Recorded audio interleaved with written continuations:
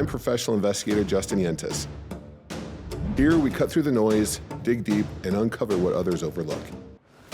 If you're ready to roll up your sleeves and get to the bottom of the story, you've come to the right place. Welcome to Truth Be Found. Let's get to work.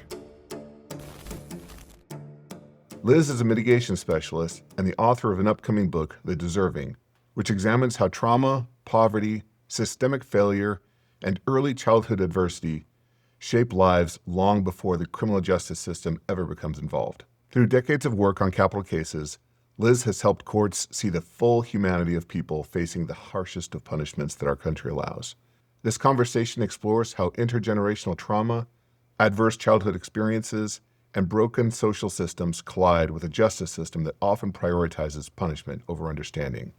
We'll talk about Liz's path into this work, the patterns she's seen across hundreds of cases, the stories that changed her, and what she believes must change if we want a society that truly works for everyone. Liz, I want to ask you, when you hear the word deserving in the context of justice, what do you think most people mean, and what do you think that they miss? It's a really good question. And just quickly before I answer, I just want to thank you so much for inviting me to be here. Oh, of It's a real course. honor and privilege to be able to have this conversation with you and to talk a little bit more in detail about what mitigation investigation is and the things that I think mitigation investigation can help us think about in terms of the kind of society we want to create and perhaps some of the things that are missing to get us there right now. So thank you very much for the I invitation to be appreciate here. that. And I guess I should have, we were chatting before we started recording, and so I kind of forgot the beginning part. I do want to welcome you to the show. And Liz, you've been an unknown mentor for me and the folks in my office for years. Honestly, we've been reading your work and attending your seminars. And when I was talking with our crew about this show, I told them, whatever the male version of fangirling is, like, I've always been a big fan of Liz's. And, it's hard to find people in this industry that hold to the standard that our clients deserve and that the justice system deserves. And I would really want to thank you and all the work that you and ARC and your organization, Advancing Real Change, does, not only for the clients that you serve, but for the community as a whole, because your work is foundational to everything that our death penalty community relies upon. So with that said, I want to talk to you about deserving. When you hear this word, and it's the title of your book, The Deserving, when you hear this word in the context of justice, what do you think that most people mean, and what do you think that they miss? The context of justice in American culture, the deserving oftentimes connects to what a person deserves in the aftermath of a harm, the punishment. And I think in our justice system, that tends to be oftentimes quite retributive, that we think about how much suffering does this person deserve after the amount of suffering that they've been found to have caused. Mm-hmm. I feel like what is missing in that calculus is a broader understanding of how harms happen.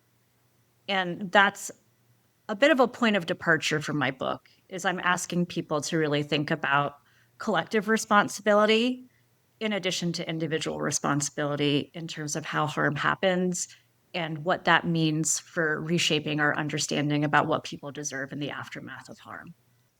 I think you bring up such a valid point that in every case that we look at, and we'll get deeper into this, there's always a certain point of individual choices and individual suffering that has been endured and some individual responsibility. But then we look outside to see what are all of the other contributing factors, because no one was raised in a vacuum, no one grew up in a vacuum, and we're all both a product of who we are as a person, but also the influences that we've had. And before we get into the cases and the systems, what do you want listeners to understand about the stakes of this conversation and this topic? One thing that feels really important to me is for people to understand that they play a part in what happens to other people, even if it feels distant from their everyday lives.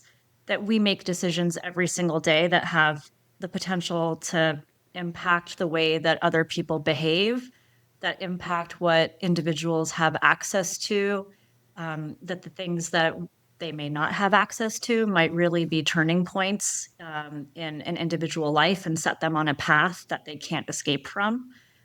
Hmm. One of the things that I so love about like American culture is this belief that people can achieve no matter what. And it is also a double edged belief, right? Because I think it's both inspiring and inaccurate because it Hmm. really has so much to do with what people can access that give them the opportunity to achieve as much as possible. So my hope for this conversation is that people will leave this discussion thinking to themselves, what's the role that I play? And what are the things that I can do today and in the future to be a part of creating the circumstances where there is less crime and less harm? Because fundamentally, I think it comes down to the choices that we make as individuals, not just the choices that our clients make. It's true. It's true. And we talk about this often in my office about the net goal, the net effect, and what is the net effect of this punishment over this case. Because we obviously can't take back the crime. There's been a loss, but there's additional loss that can be caused. It can be additional loss caused to the victim. There can be additional loss caused to defendants' families, and the net effect of the suffering is important to keep in mind, at least in my perspective. I want to talk about kind of where your work where your work started in your story. What was it that brought you into this field? Such a good question. And you know what? I have such a hard time answering it because it's not like I went to school to do this, right? And so I think for some Right. professions, there's like this really clear path where it's like, well, I was interested in biology, and then I knew that meant I was probably going to become a scientist or a doctor, right? Well, that's not what mitigation is. I fell into this. Like I didn't wake up one day thinking, oh, this is the job for me. I Mm-hmm. was kind of on this little, I don't know, individual path to understanding. I've always been a very curious person. And I think that the way that I was raised had a lot to do with my curiosity. My parents immigrated to the United States in 1977. My mom was born and raised in Poland. My father was born Mm-hmm. and raised in Baghdad. Wow. He was an ethnic Armenian. His family had experienced a genocide. My mom, for generations, her family had lived in Poland, so they had gone through the experiences of the Holocaust. So I was raised in a household where there was a lot of secrecy. And I Mm-hmm. think that had a huge amount to do with the fact that both my paternal and maternal families had come out of these histories of genocide, right? Um, and it made me wonder what was going on. Like nobody really talked about these experiences, but I felt like there was something happening that I couldn't quite put my finger on. And I became interested in just trying to understand historically how do people do things that hurt each other, but they might not view themselves as morally responsible for the harm that was caused. Mm-hmm. And because that became this sort of like animating question for me, I studied philosophy. I was very interested in understanding how countries and nation states formed justice systems. And from there, I became interested in understanding how nations outside of the United States constructed other systems. So, education, medical, employment, any social support system. What does it mean about those nations? And where is the overlap between justice and providing support in these other ways? Could there be things that answered the questions that I had about how are harms created? What's the individual role? And how do harms happen by people who view themselves as morally correct? Because historically, that's what I found is that if you look back, there were a lot of people who engaged in, these mass atrocities who, even in the aftermath, felt like they were morally right to do so. So it was a long, sort of circuitous journey that brought me, to mitigation. Um, I knew that I was interested in the law. There was something fascinating to me about the potential for the law to be an agent of bringing fairness broadly to Mm-hmm. people and providing protection. I always felt like the law is, if you don't have laws, you don't have anything because human beings need boundaries, right? Like left to our own devices, we can really cause each other like some pretty grave, We really can. behave like we can behave badly, like left to our own devices. And that's one of the reasons why I'm a very law abiding person. Like I believe in Mm-hmm. the Constitution. That's how I understand my job, right? Those things are very, very important to me. So I knew I wanted to do something in the legal field. I wasn't sold on being a lawyer. That didn't seem like the right fit for me. And so then I Mm-hmm. started looking into other potential areas of working within the legal field. And as I said, I just kind of fell into mitigation. I met a person who knew a person who knew a person, and that's how I became a mitigation specialist. I didn't even know what it was when I accepted the job to be a mitigation specialist. I met my first boss, and I'm not even sure that the term mitigation specialist was used during the conversation. Mm-hmm. But clearly, she thought I had the capacity to do something, and I clearly thought she had something to teach me. And before I knew it, I was on my way to Texas, a place that I had never been and I had never lived. And Mm-hmm. um, and that's kind of where it all began. And I was surprised to see that it was Dana Lynn Reeser was your Yes. first mentor and your first boss. I think I met her about 12 years ago at a death penalty conference and thought, who is this excitable woman walking around with a huge thirst buster? And Huge. and we were at a conference last year, and there she was, same thirst buster. And then Thanks. when I started getting into your book, you mentioned the Diet Coke. I Yeah. thought, Yeah. boy, these things never change. No. And you had mentioned your parents and their traumatic upbringing and the history that's in your family. When did you first recognize that trauma was intergenerational and not just a single event story? I think I understood that subconsciously very early on, but I couldn't put my finger on it. I didn't understand it directly until I was a young adult and really began um, my work as a mitigation specialist. Probably in the Mm-hmm. earliest days, I started devouring everything that I could about trauma, and how it expressed itself in individual lives. Because up until that point, I was really looking at communities and the experiences of communities and nation states and laws. But it wasn't until I moved to Texas and started working on individual cases that it became very clear to me that trauma expressed itself individually in ways that could be almost like patterns. And that some of the Mm-hmm. patterns that I began observing in the histories of my clients and their families were patterns that I could recognize in my own. I would say that's like one of the most exciting things about having done this job for over 20 years. I'm a far better person today than I was 20 years ago because of this work. I'm far more understanding and I have a lot more insight, and that's to me such a credit to the profession because the profession really asks an individual to sit and listen. So the Mm-hmm. early days, especially when I was sitting and listening, and really I didn't understand, and it was an opportunity for me to like lean into the not understanding of some of the patterns I was seeing. And then it was almost like a switch in my mind, like, oh my gosh, these things are happening here. And I see how very similar things were happening in my own family growing up. But, again, it wasn't like one event or one thing, it was over a Mm-hmm. period of time. Mm-hmm. And I think as we look into the families and the history of our clients, I've always compared it to throwing a dartboard, or excuse me, a dartboard at a dart at a map, and picking one person, and you're going to do a deep dive, multi generational investigation on this one random person at the MVD, and know everything about them and everything about their history, and that's really what mitigation work tends to turn into, a random person that you then know better, sometimes better than yourself.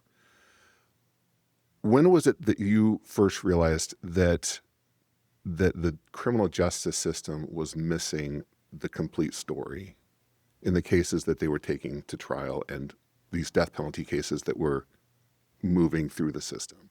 It was pretty early on when I started working as a mitigation specialist because the year that I started working as a mitigation specialist, I started working in 2004. And again, I believe in the importance of understanding history. I think context is extremely important to understand where a person Mm-hmm. is in the present.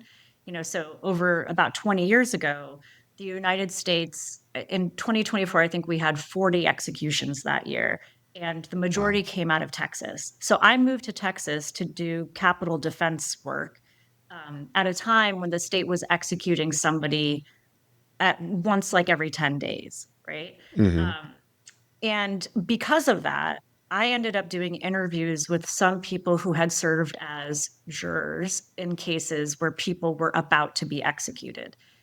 What happens in the event that your listeners are not familiar with this is by the time you get to an execution date, it's really important that if there were any mistakes that were made, it's important to justice and to the law to ensure that those things are corrected before an execution takes place. Which means when the date is set, if there's anything that hasn't been done, this is your final opportunity to make sure that it gets done and you raise any claim that might need to be addressed by a court before the execution can take place. So that often meant Mm-hmm. that we were interviewing jurors to make sure that, jurors had followed the law, and that's fine. People should follow the law, and if they haven't, the court should be able to determine what effect that has had on the outcome and decide if there's an issue there. So we would interview the jurors. And those first juror interviews that I did had a profound effect on me because by the time I turned up at the home of a juror, I knew a lot about the person who was about to be executed because there had been this whole other investigation that took place after the trial had ended. And that Mm-hmm. whole other investigation tended to be far more robust than anything that had been done prior to the trial. We could talk about reasons for why that's Mm-hmm. the case. Oh But, yeah. this extended investigation revealed so much more that the juror never had access to. And they should have. They had a Mm-hmm. right to know that information before they made this decision, right? Mm-hmm. But when I showed up at their doorstep and they started telling me about who the defendant was, what they learned about him, they described somebody that was so different to the person that I was familiar with. And that's when I Mm-hmm. began to see this real limitation, right? That the way that they understood the person that they sat in judgment of was profoundly different to the history of the person that was collected after the trial had ended. And that Mm-hmm. this was problematic because the people who were legally entitled to the information, they never got the information. And what I found is that when they learned about what had been discovered after the trial, they were very upset because Mm-hmm. they wanted that information. They felt like they should have had it. And then oftentimes they regretted their decision if they would have known. Right. Mm-hmm. Um, and that was heartbreaking to me because most people who end up serving on juries, they want to follow the law and they want to They make do. the right decision. And so it was also heartbreaking to be in a situation where I knew what they didn't have access to. They learned and then they had this regret that they sat with, right, for the rest of their life. It reminds me of a recent case we had where a young man was found guilty of a crime, and the jury was out for quite a while. And we went and did juror interviews after the fact. And one juror, and this was directly after the trial ended, said that she immediately did not want to, her guilty verdict to stand, but she felt pressured in the moment. And what is it that we can do to take it back? So the the understanding of the gravity of her choice really wasn't apparent to her before she made it.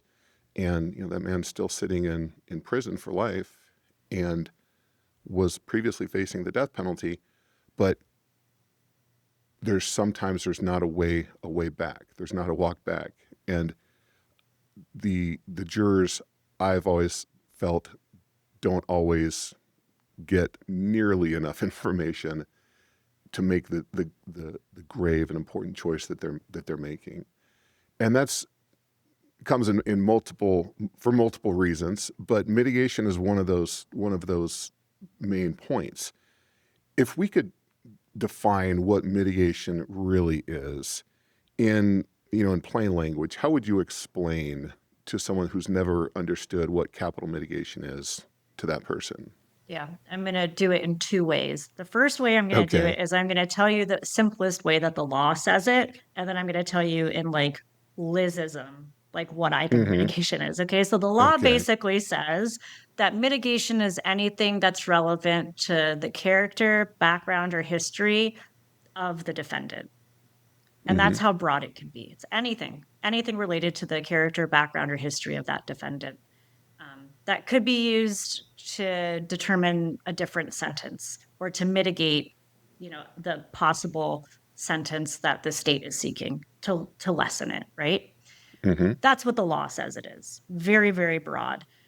I personally think that mitigation means that in the theater of the law, and I use the word theater very specifically because if you ever go into a courtroom, there's a lot of theater involved Mm-hmm. in the process of a trial. In the theater of the law, mitigation ensures that the humanity of the accused isn't lost. That's how I understand mitigation. And it's not that those things are so different from one another, but the law doesn't acknowledge how subjective all of this is. And that's Mm-hmm. why I feel like my definition is a little bit better, right? Because it's basically saying mitigation is going to help you have context for understanding and remembering and reminding yourself that we're talking about a human being here. Because it's very easy to sentence somebody, to convict somebody, to think the worst of somebody when you don't have any context. Right? So mitigation is not an It's true. excuse for a crime. It's giving a person the context for understanding who the person is that they're learning something about. That's a great definition. And I'll tell you that, and I'm sure you've heard this many times as well. I get hit with, well, it sounds like justification to me. How would you discern between the two, or explain the difference between mitigation as justification and mitigation as context? Yeah. So, at the beginning of our time together, you asked me what I think most people would think about the term deserving.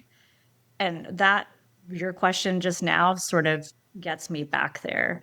Um, Mm-hmm. I think that mercy can be justice, like that can be a just outcome, right?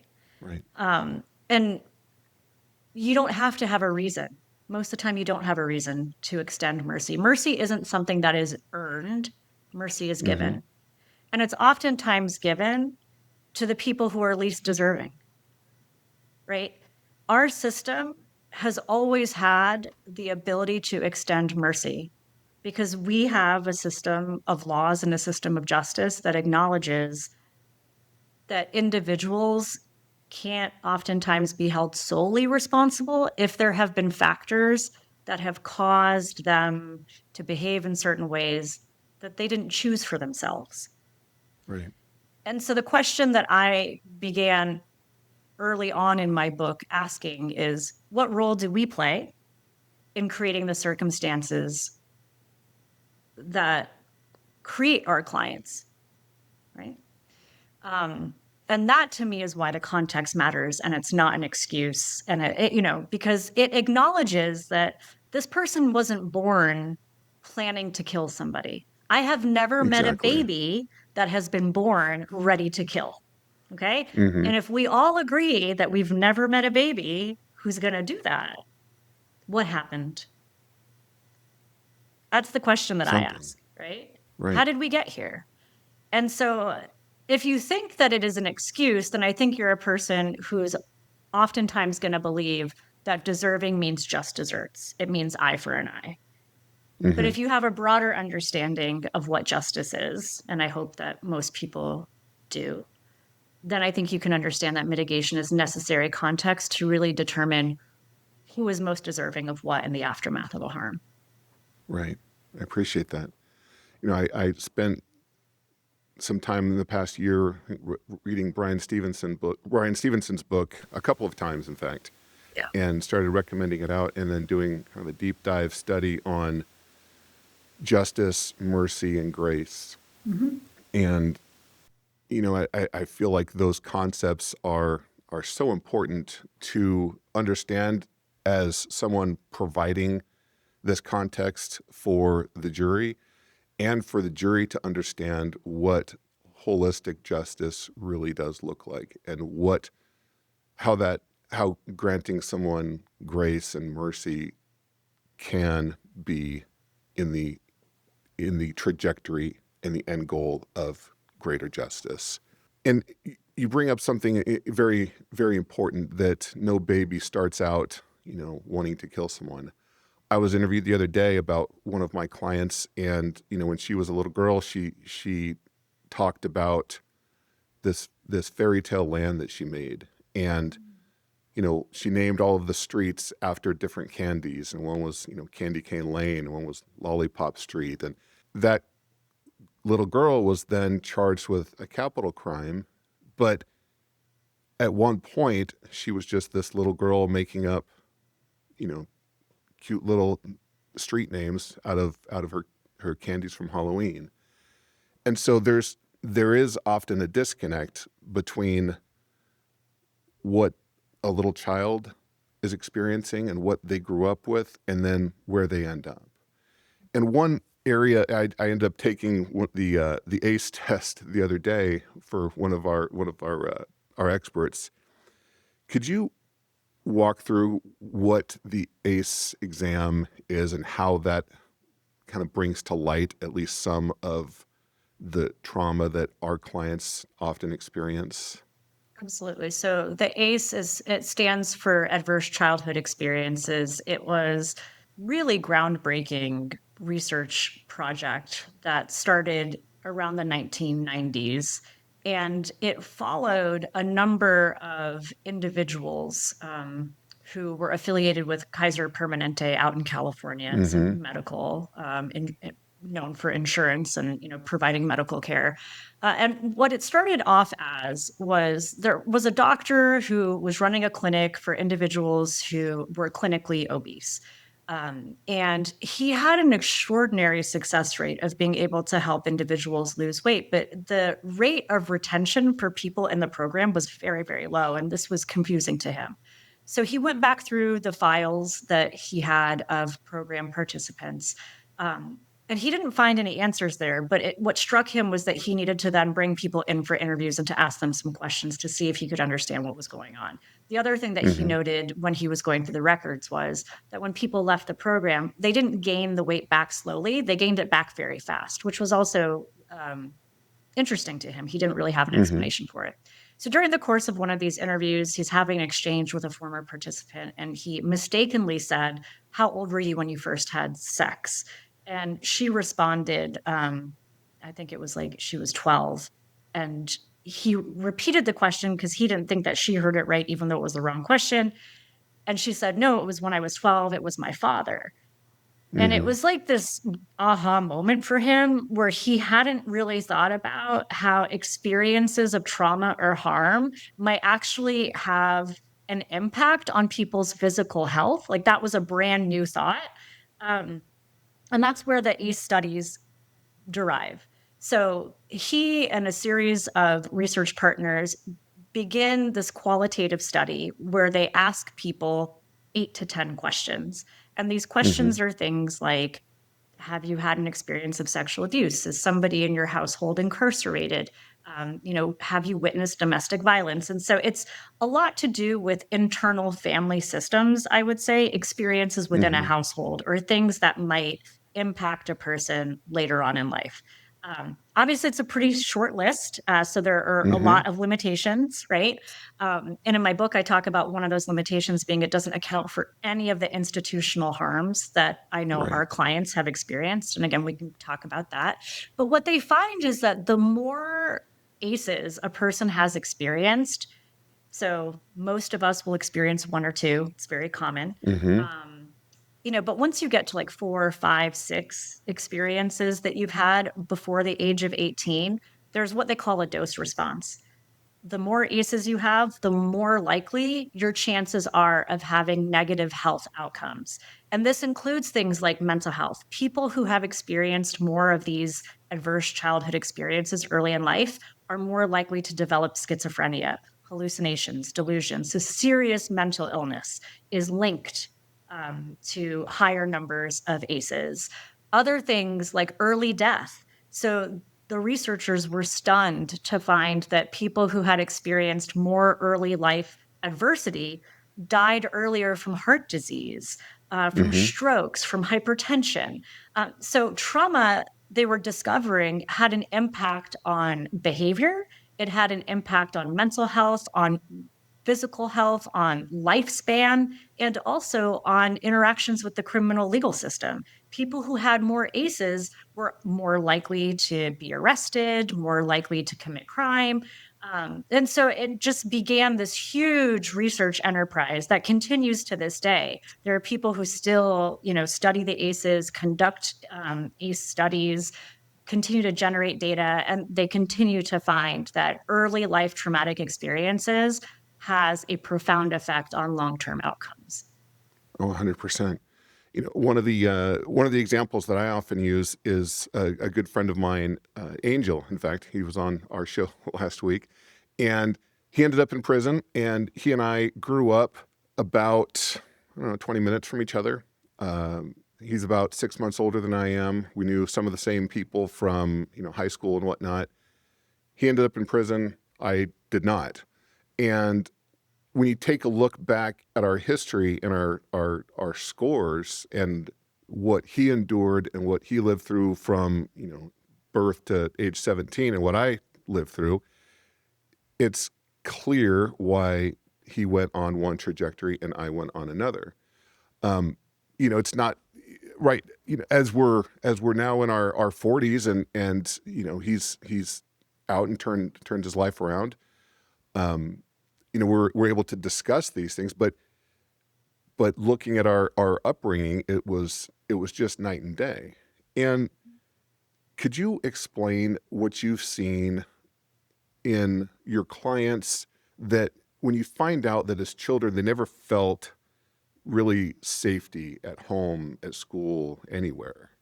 Because I've found in my clients that most of the people that end up facing the charges that we're brought in to assist on have a very limited amount of safe spaces growing up.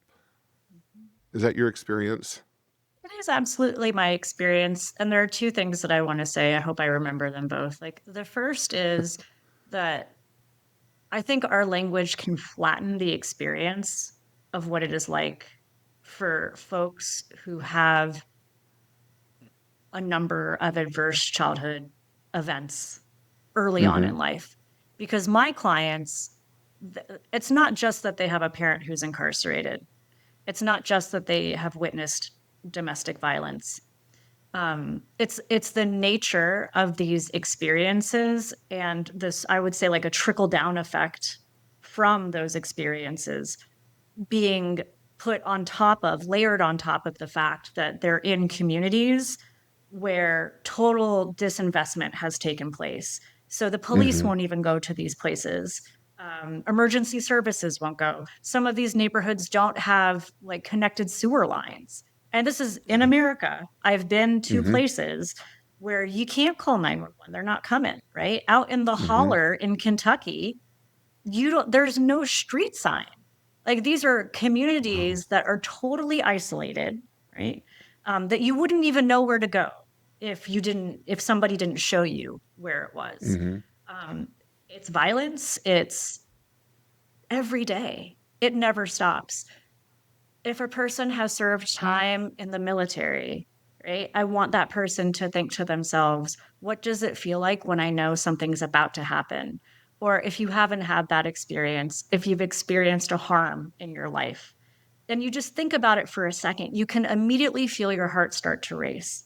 These are Right. automatic responses. Your central nervous system will just automatically kick in. Imagine feeling that way for years.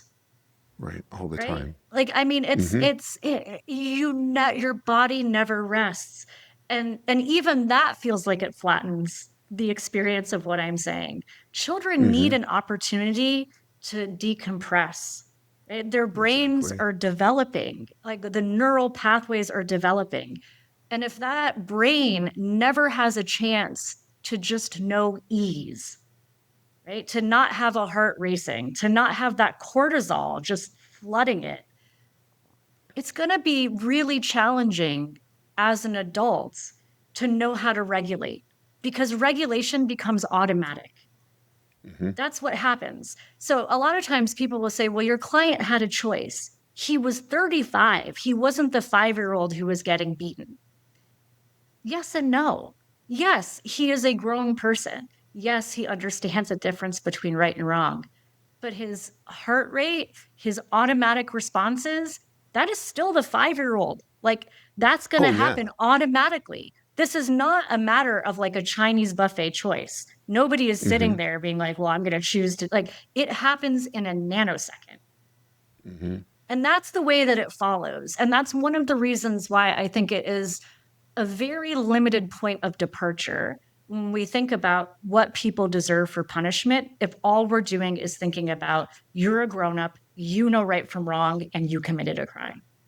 You know, I've seen a history in my cases that many of the folks that end up facing capital charges have, just like you've explained, lived in essence in a pressure cooker for the entirety of their lives, or for the great majority of it.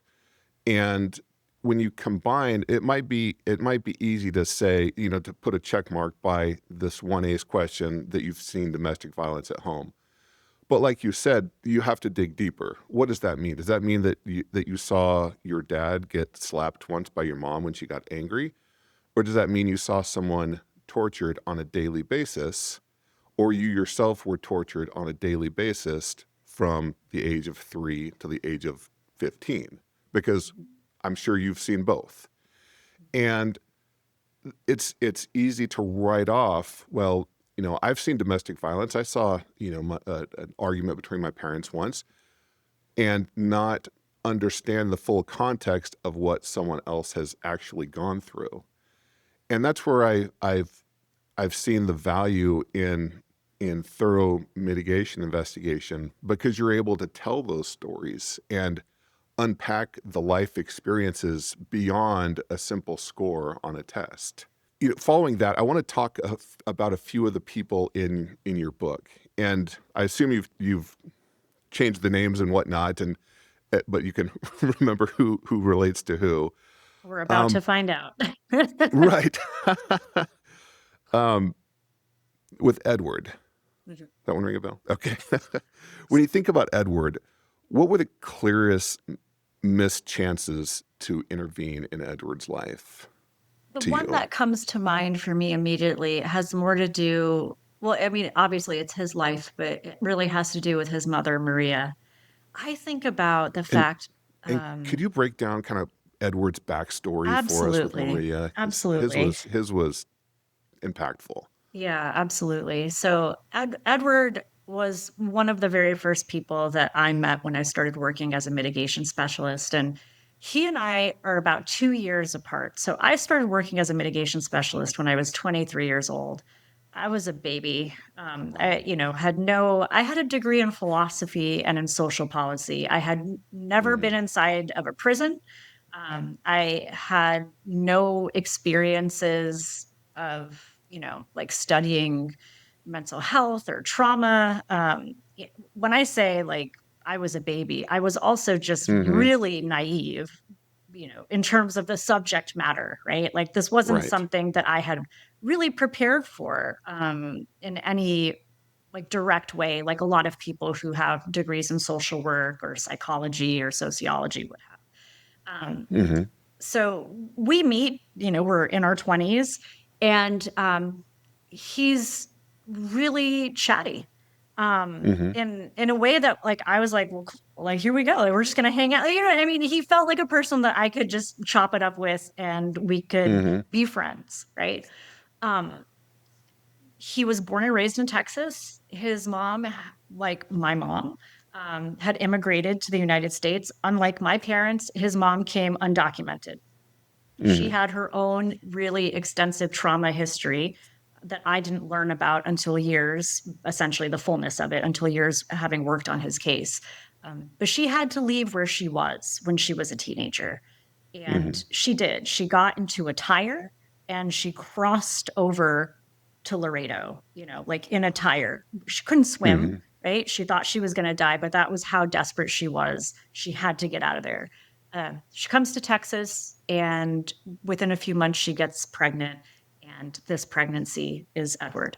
Um, and because of how she came to the United States as an undocumented person without very many resources, um, sh- there were there wasn't really anybody who could help her take care of her son.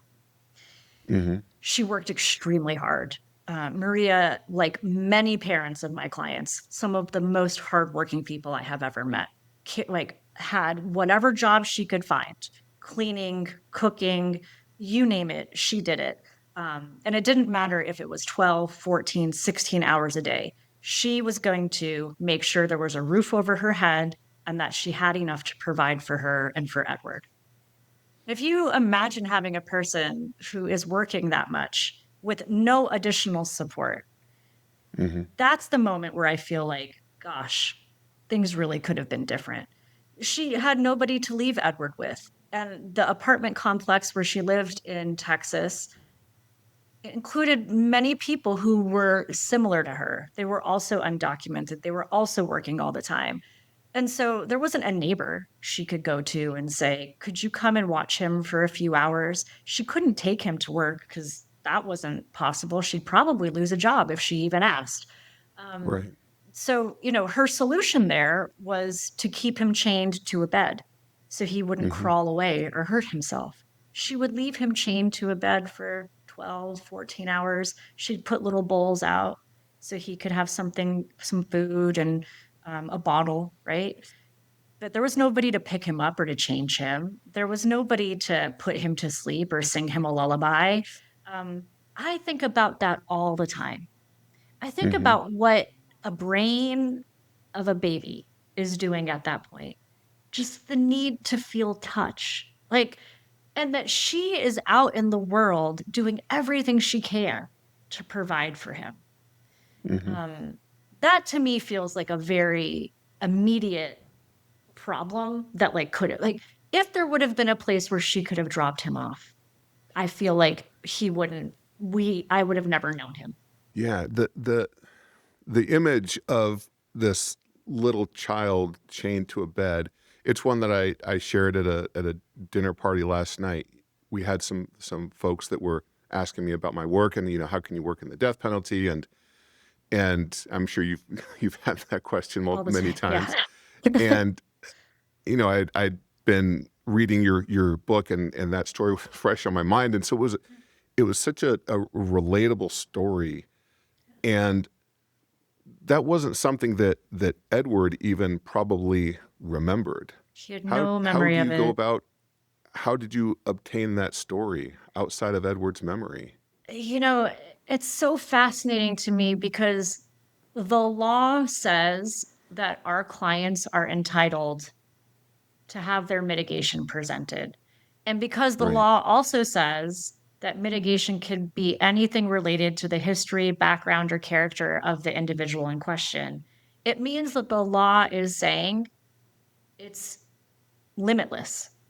Mm-hmm. That you can't quantify it. You can't define, I can't say, well, it's brain damage. I can't say, well, it's Right. trauma, right? Because a person may have damage to the brain and it actually might not impact their life in a way that is mitigating to something, right? Like, Mm-hmm. and so mitigation isn't like a checklist. It is Right. a full understanding of how these events have slowly ebbed the potential away or in a different direction for this individual, and it has gotten us here. So you cast a very wide net. Right. And again, this is something that a lot of people have a hard time understanding. They're like, well, why do you have to talk to so many hundreds of people? Well, the thing is, I don't know what I don't know, and I don't know who might know Mm-hmm. what. And if mitigation can be limitless, I have to make sure that I look in enough places and talk to enough people that I hit a saturation point, that there's repetition. So I know this is reliable, right? Mm-hmm. So in Edward's case, I collected records related to Child Protective Services. Maria had come into CPS's ken. She had another child who passed away in an apparent Mm-hmm. drowning. She was found not responsible, but because of that, she got very scared that they were going Mm-hmm. to come and potentially take Edward away. And they were looking into whether she was being neglectful. Mm-hmm. And so she had put the name of somebody who lived in the apartment complex on as a babysitter. So I came across this name as I was going through these records that I had requested. And, this was like 30 years before, right? Or 20 years before. Right. So the chances of this woman remembering were pretty low. But I Mm-hmm. was taught that you have to cast your wide net and you talk to as many people as you can find. So I found her and I show up at her house. And immediately she didn't remember who I was talking about, but this is why you have to do this work in person. I had pictures of Right. Edward and Maria, and I could show them to her. And she said, oh, yes, I remember. He was a cute, pudgy little thing, right? And he just had these beautiful little delicious baby rolls. You know what I mean? Like he was a Mm-hmm. very cute Mm-hmm. baby. Get in the house and we start chatting. And, she says, I really didn't watch him. I had my own kids. I had to work. Um, and I could have gotten up at that moment and left, but instead I sat for another minute and I asked more questions. And I said, well, describe the apartment complex to me. And when she started describing where her apartment was in relation to Maria's, that's when she told me I would walk past Maria's apartment. Sometimes she would leave the blinds up and I would see Mm-hmm. Edward chained to the bed with the bowls and the bottle. And that's how I learned that story. Not because I Wow. asked, did you see Maria neglecting Edward? Mm-hmm. Because that's not how people will tell a story. I asked her to walk me through a day in her life where she was walking past Maria's apartment. That's how you learn it. Right? So that's how I discovered it. Edward would have never known. Like he didn't remember this woman. Right. Maria didn't really even remember this woman because it had been so long and she didn't Mm-hmm. live in that apartment for a very long period of time. Another good reason why doing this via email and phone call would have never worked. Well, you can't. Yeah, you can't. I There's mean, yeah, I had a conversation with a colleague yesterday who made a phone call to some mm-hmm. witnesses on a case that we're working on together. And, she very I quickly would like to said, be I would like to be a fly on that wall. well, no, she very quickly said, I know that you won't agree with me. And I said, you're Uh-huh. absolutely right. I wish you wouldn't have done that. And she said, well, Right. we're under a deadline. And I said, the people that were called were the foster parents of this child. Oh They boy. haven't heard anything about this child in over 30 years. It just feels so hurtful to me, right? Wow. I mean, that's the other Mm-hmm. piece of mitigation. I want reliable evidence, but believe it or not, like I really care about people and I believe that people deserve, we talk about what people deserve. They Mm-hmm. deserve to have their opportunity to see my face, to decide how they want to interact, to not pick up the phone and get a message that says, hi, I'm so and so from so and so. I'm calling Right. about this, right? I don't know who's answering, who's hearing. I don't know if they're driving and there are kids in the car. I don't know what questions. I don't know when you talk about trauma responses, their heart might Mm-hmm. start racing immediately. I don't want to cause an accident. Oh Like yeah. this isn't, I mean, we're dealing with some of the hardest experiences in a person's life. You Mm-hmm. go in person, you have the respect for a person and for what they've endured and lost to go in person. Yeah.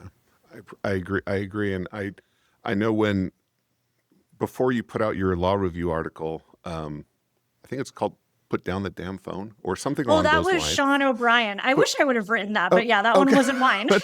Oh, well, you're But credited yes. in there. So Yeah. okay. um, that's been one of the mandatory readings that we refer Yes. to and send out. I don't know how many times Oh my um, gosh. Yeah. to instruct people. I'll, I remember in a training seminar with Sita, which I'm sure you know, Oh yeah. another mitigation specialist was talking about how she couldn't reach this person's um, teachers, and she said, "I've called them several times. What do you want me to do? Show up at the house?" And I was just kind of dumbfounded that she said it, but boy, she sure unloaded at that point. That Yeah. was a lesson that none of us will ever forget. Yeah. I Um, mean, yeah, it's hard, right? I mean, you're an investigator and, mitigation and fact investigation, there is overlap and then there are some real oh yeah. serious differences. Um, Mm-hmm. and I think one of the overlaps is as an investigator, you know that showing up without calling in advance, you're going to get the most reliable information that way. Oh, Right? I definitely, mean, definitely. law enforcement knows that, child protective services, Mm-hmm. like there is no question that that's the way that you get reliable information is to go to Oh, the person. 100%. Yeah. It's so much easier to screen a call or to ignore an email or a text and showing up, knocking on the door, smiling. That's I've been asked that. How do you get people to talk to you? I was like, well, you just knock on their door and Right. try to look nice, Yeah. smile, and I don't know. We could do a seminar on that maybe. How to Yeah. smile at a Just potential how to witness. smile. Just be like, I apologize. That's the first thing that I do is I say, I'm Right. sorry. I don't know if I'm in the right place, you Mm-hmm. know? And that's usually all it takes is like they're like, why is Right. this lady who's confused at my door? And then we Mm-hmm. can start talking. And then they realize she's not here to hurt me, right? Actually, Exactly. she's here because it's kind of important. And that's what you do with important things. You go to the person, you don't send a text, Exactly. right? Like, Mm-hmm. this is Mm-hmm. big stuff. It's not, yeah. Yes, it's not child's Right. play. Yeah, exactly. Can we talk about Connor? Yeah, let's do it. Can you give Yeah. me a little Yeah. backstory on his case? Yeah. I included Connor's case in the book because sometimes people will say, well, you must have had a client who hasn't had such a bad life. And I Mm-hmm. think, if you look at Connor, he would fall into that category of having his material needs met. So Connor Right. is a man that I worked with out of Pennsylvania, and he was raised in a really idyllic part of the state, um, in like Pennsylvania farmland, essentially, just rolling Mm-hmm. hills. His parents were part of their community really solidly, members of their local church. So was Mm-hmm. Connor. Went to Bible study, mass on Sundays, had two brothers. He was the middle child. His father was a teacher. His mom worked as an executive assistant. So they had good health insurance, access to good education, lots of support by people around them. Um, and what happened to Connor was his uncle raped him repeatedly, Mm-hmm. as an adolescent.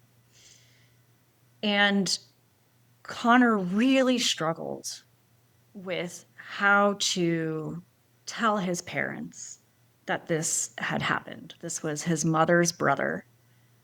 And he was terrified that if he disclosed the abuse, first, maybe his parents wouldn't believe him. Mm-hmm. And then the abuse would be far worse, or something else could happen. And if they did believe him, he was scared about what the consequences of that would be. Mm-hmm. So a lot of times we see in our clients' histories that their behavior will start to change. Right. And we see it oftentimes in school records, and that's precisely what I saw with Connor. He was a pretty average student, but there weren't notes about his bad behavior until around the time that he started being sexually abused. And then there were notes in his school record about him being defiant and missing class and skipping and not turning in homework. And because his father was a part of the school community, Nobody really stopped for a minute to ask Connor what was going on. They just went to his dad and said, "Hey, you need to be disciplining him more. He's not behaving well." And Hmm. that's what the family did. They tried to exact more punishment onto him with, no change in behavior. He became even more, I guess, like disillusioned is probably the best way to say it, with the fact that his parents were not connecting that this shift in behavior should have them ask different questions or, not Right. punish him. So his behavior started getting, even more, I'm going to say more extreme, but it wasn't extreme. He drank a little bit of whiskey and took some caffeine pills. That's what Hmm. was found. His mom found that. And what was fascinating is around this time, the Just Say No to Drugs movement was happening in the United States. Right. And I remember being raised during this time. I remember Oh the yeah, Nancy commercials Reagan. of the cracked egg. Well, this is your Right. brain on drugs. It's like seared in my memory, right? Um, Hmm. and the community that he was raised in was a very conservative community insofar as drugs and alcohol were not permitted. So at his Right. parents' wedding, there was no dancing, no alcohol. And so when his mom, found this little thing of whiskey and some caffeine pills, she was convinced that he was addicted to drugs. And that was Hmm. sort of the moment where everything took a turn because Hmm. that set him on this path of going into counseling. And the counselor, um, again, I would say it was consequential, right? The counselor really wasn't having individual sessions with Connor. His parents were often there. They were often asking them questions instead of him. So he gets this diagnosis that he has conduct disorder. It's interesting. A diagnosis of conduct disorder basically means the problem is you. It's inside of you. It's Hmm. not your environment. Right. And again, nobody is stopping for a minute to be like, "What's happening here, Connor?" Right? It's all just Right. There's more happening to the around him. story. Yeah, and it's a lot of people Well, and who he's are a young not. man. He doesn't know how to He doesn't doesn't know know. how to He articulate he doesn't this. know how to articulate it. He's scared. He's confused. And the thing about his story that I so appreciate is that everybody involved is not poorly intended, right? His parents are trying really hard to help him. They Hmm. just don't know what's going on and they don't know how. So it's a lot of people who don't really know how to help him that are trying and making kind of like bad decisions worse, but they don't even realize it. And then eventually somebody in their church says, "I've heard of this program. It's called Straight." Um, Hmm. and Straight Inc. is one of these many programs that continue to run in the United States that are rehab facilities that are not covered by insurance. Mainly, they're pay for out of pocket, and you send your child there for extended periods of time. And the hope is that this program will ensure that your child gets off of drugs, stays clean, and then can return home. The interesting thing about Straight that I learned is that, boy, their practices were torturous. I mean, they were Right. having other children carry out the therapeutic interventions, and these interventions were not therapeutic. They were basically designed to make kids jump to things that they didn't do. Or they would get held down in restraints or spat on, and so he ends up going to this facility and he comes out at the age of 18 when he's finally released, and he's just totally broken. And all Hmm. the adults around him, now including his siblings who have grown up, they're so tired of his behavior because they feel like they've given him every opportunity to change. But Hmm. he's come back from Straight. Now he lives in the basement of his parents' home. He's had no education between the ages of 15 and 18. He has no skills to get a job. He has the trauma of the sexual abuse, which he ends up disclosing to his parents while he's at the rehab program, thinking like they're going to finally understand that I'm not addicted to drugs. I just didn't know how to tell them this. They keep him in there because they think that's evidence that the program is working. Wow. So he has the, trauma from the years of sexual abuse, the trauma of Street, and he's a young adult and he starts committing crimes, petty crimes, and then begins to roll in and out of the local justice system. He's a regular inhabitant at the jail. And, again, it's just slow, like Snowball. snowball. Mm-hmm. that eventually culminates in the tragic and horrible death of a man who was trying to, be supportive of Connor. Um, And that and, crime it could have been seemed, I avoided. mean, Yeah. from someone that just read the story about it, it seemed like that crime was, I mean, to say impulsive would be extremely an understatement, Yeah. but I mean, without real motivation or purpose, and a flash in his reasoning that resulted in him striking out at this man, Yeah. and without the full context of what went into Connor's mental health and his history, you would, I don't know how a jury would understand what an appropriate sentence is. Especially because within the community, the family was known and they were known to have provided him a lot of support. And the narrative about Connor by that point was everybody keeps trying to help him and he just doesn't make good decisions. Right? Right. Again, we get to a place where individual choice versus community engagement with what is happening, right? And that was one of the hardest things about when he was resentenced to life without parole, is Mm-hmm. that during that hearing, the district attorney of that county and the judge spent a lot of time talking about what he had done wrong, at the exclusion of recognizing that there were other players involved in how we got here, right? Mm-hmm. Um, and that if there had been intervention at any point, we wouldn't be here that day, and that you can't lay all the blame on this one individual and pretend as if nobody else played a role in the Mm-hmm. eventual death of the man who he killed. Mm-hmm. You know, as I look over the life histories of my clients, and Doug Passon and I put together a video on one of our mutual clients, and what I really came away with was thinking, boy, this was one turning point. All it would have taken is this one butterfly effect, and in our instance, this young man's name was Travis, and his attorneys and I talk about how we could have saved him had one of us known him when he was 18, when he got stripped out of his foster home and sent back to his abusive family. That was the point.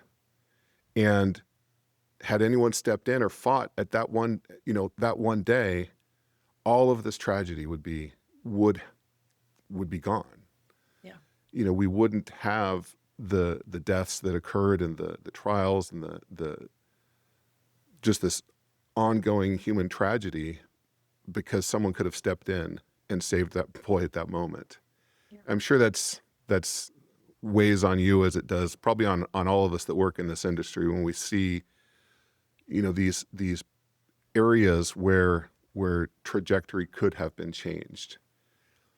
And I wanted to get to your book. What is it that compelled you to write and put this out into a book format? And number one, I got to say, I love that you did, because it is so hard to find reading material and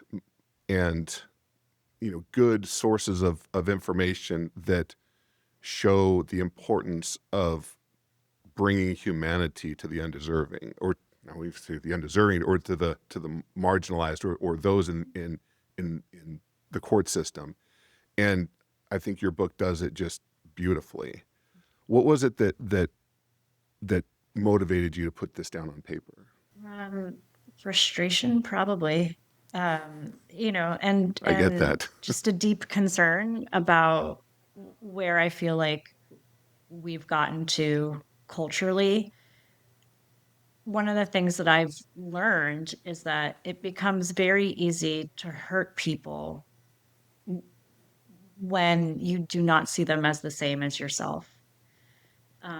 And I see that acutely in the cases that we work on.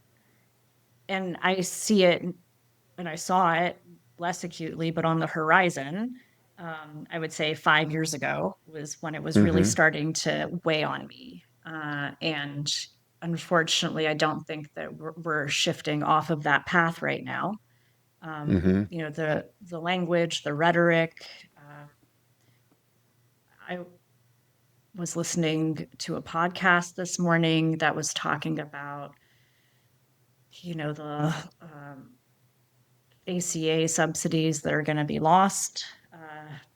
And, who it's going to hit the hardest are people who were not paying anything because they don't meet the, threshold for income. And the person on the podcast was saying, this is going to mean that most people who weren't paying anything are going to have to pay $50 a month to have insurance. I think about $50 a month for me, and I can find that money. I also have a bank account. I have a Right. credit card. I am on the grid. you know, um, $50 a month. That's $600 a year.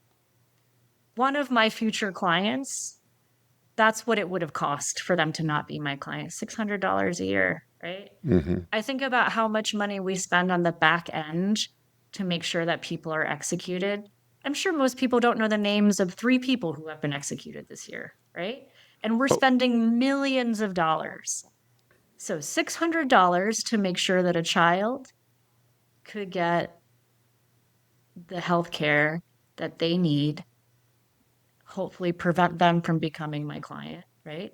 Or we can mm-hmm. spend millions on the back end to see somebody die that nobody remembers his or her name, that doesn't bring relief to most people, that probably has caused huge amounts of harm along the way to everybody involved in the process. Um, it just feels maddening to me and really sad. Right. And I feel like if we just could stop for a moment and stop being fixated on this idea that we have to punish excessively, maybe we could be making better decisions about where to invest. Because if we did it earlier on, and we came from a position of thinking about, like, why do we have a government? I think we have a government to ensure that people can live well, right? Mm-hmm. How do we make sure that people have the opportunity to thrive? If we're asking that question and we're thinking deeply about what that means for our social systems, I think it gets us to a different place. And I think it also means that the way we punish changes too.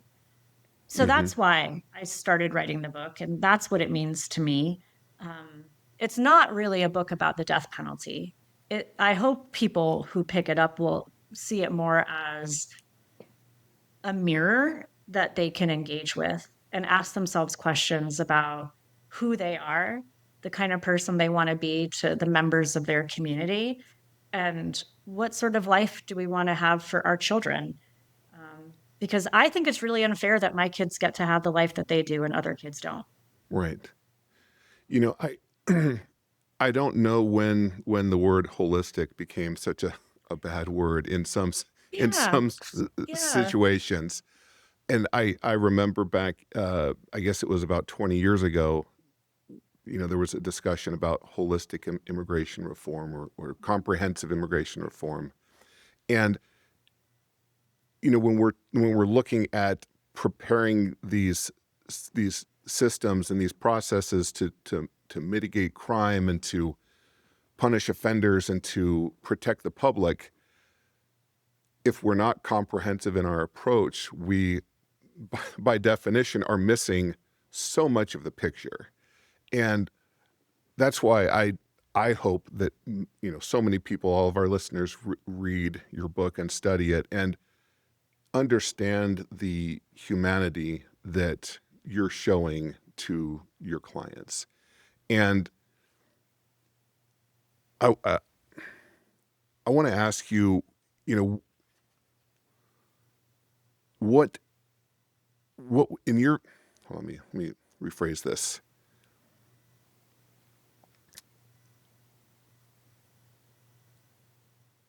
Liz, if you could talk to, each individual listener and each individual reader of your book, what change would you want them to make, or what would give them hope and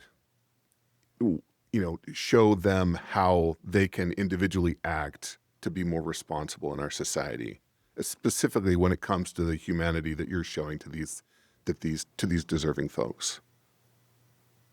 Um, as a starting point, I'd like to say that it really is about the way you show up individually each day. And that's why I actually feel like my book is very hopeful because, like, today we can all make a decision to treat somebody better. We Mm-hmm. can all make a decision to think about the words that we use, the support that we give. Like, we can just do that. And it doesn't require anything except a different orientation towards people that might seem different, right? But fundamentally, Right. people are the same. We want the same things. Everybody wants the Mm-hmm. same thing. People want to be safe, they want to be loved, they want to be valued, right? Like, that's it. It's not complicated. So if we can just start there and start doing that for people and recognizing, extending grace to one another. I had this experience not that long ago, standing in line at a grocery store. It was really crowded, and the lady in front of me, she was like, "Why are you standing so close to me?" And she said it in a kind of snappy way. And, it's like a Uh-huh. moment like that where it's like, okay, I could be like, well, why, I could come at you crazy, right? Or I could just be like, Uh-huh. wow, I'm sorry, I didn't know I was, and move back and internally think to myself, I hope she's doing okay, right? Or I Mm-hmm. was at a coffee shop a couple months ago in a town that is not Baltimore, preparing for a presentation, and there was a lady sitting next to me, and she kept sort of nodding off like this, her head dropping down and falling asleep. Mm-hmm. And she didn't look particularly well. And I realized, it's like morning rush hour at a coffee shop, a million people coming in for their lattes or whatever. And nobody's Right. paying attention to her. And so I walk over to her and I say, "Ma'am, are you okay? Is there anything I can get you?"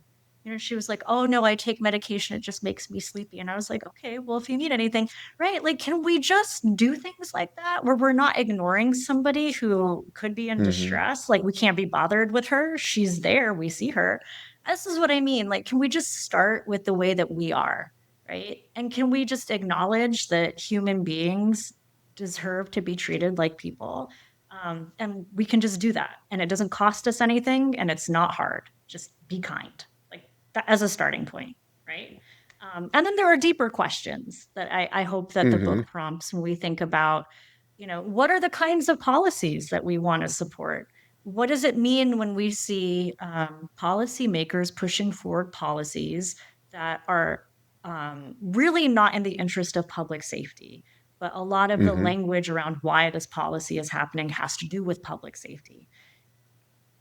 Ask yourself, is that the best use of resources, right? Or is it going Right. to be better to find $600 to pay for somebody's health insurance, or to make sure that children have food? Because if you're hungry, you're Mm-hmm. not going to be able to learn, right? Like, again, I think because I came at this from a space of being interested in philosophy, I've always thought to myself, if we had a blank slate and we were all starting again and we didn't know where we were going to end up in this life, right? I didn't know that I was going to be a woman. I didn't know that I was going to have access to Mm-hmm. educate. If I didn't know those things and there was no guarantee, what would I want society to provide? What would I want government to provide?